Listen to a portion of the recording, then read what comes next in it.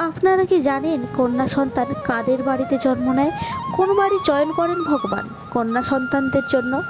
আসলে বহু মানুষই জানেন না যে কন্যা সন্তান বহু জন্মের পুণ্যের পর আমাদের বাড়িতে জন্ম নেয়। কিন্তু এই যুগে দাঁড়িয়েও বহু মানুষ ভাবেন কন্যা সন্তান জন্ম দিলে তাদের বংশের কোনো উন্নতি হবে না। এটা কেবলমাত্র মূর্খতা, কারণ মেয়েদের জন্ম যার তার ঘরে হয় না। যাদের বাড়িতে কন্যারূপে মা লক্ষ্মী আসেন তারা খুবই ভাগ্যশালী হয়। তাই আজকের এই ভিডিওতে জানব ভগবান কোন বাড়ি চয়ন করেন কন্যা সন্তানের জন্য, কোন পুণ্য কর্ম করলে পিতামাতার ঘরে কন্যা সন্তানের জন্ম হয়। একদিন মহারথী অর্জুন শ্রীকৃষ্ণকে জিজ্ঞাসা করলেন কোন পুণ্য কর্ম করলে কন্যা সন্তানের পিতামাতা হওয়া যায় এবং ভগবান কোন ঘরকেই চয়ন করেন কন্যা সন্তানের জন্য। এই কথা শুনে ভগবান শ্রীকৃষ্ণ বললেন, কন্যা সন্তান তো যার তার ঘরে জন্মগ্রহণ করেই না, বরং সেই ঘরেই জন্মগ্রহণ করে যে তার ভার নিতে পারে। কারণ নারীর ভার বহন করা সবার পক্ষে সম্ভব নয়। নারী সংসারের সৃষ্টির জন্য ভারসাম্য বজায় রাখার জন্য তার সমস্ত কিছু উৎসর্গ করতে পারে।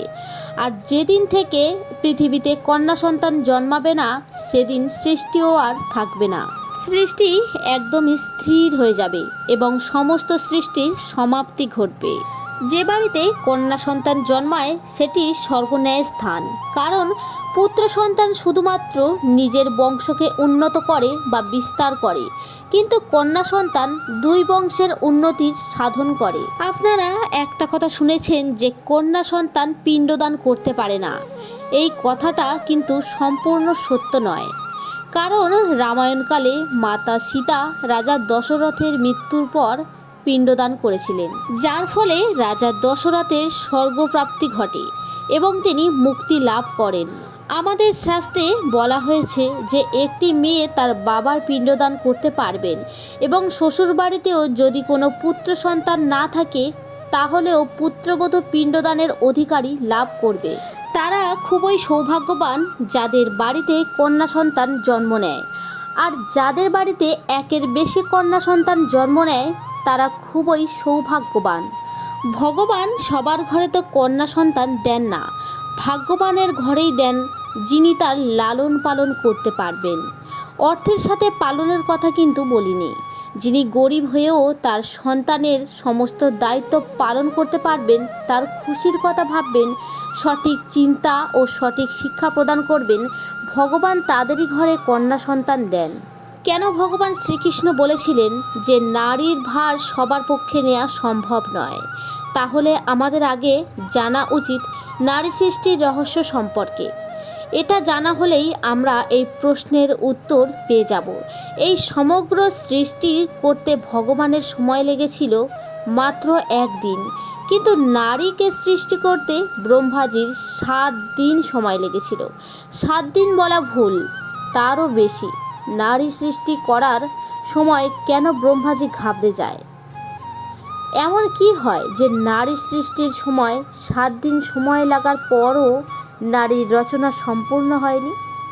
তখন দেবদূতরা অধৈর্য হয়ে জিজ্ঞাসা করেছিলেন, হে প্রভু, আপনি সম্পূর্ণ সৃষ্টিকে একদিনেই রচনা করেছেন, তাহলে নারী সৃষ্টিতে এত দেরি কেন? তখন ব্রহ্মা বললেন, এটি আমার সবথেকে গুরুত্বপূর্ণ ও চমৎকারী রচনা। এর জন্যই আমার এত বিলম্ব হচ্ছে।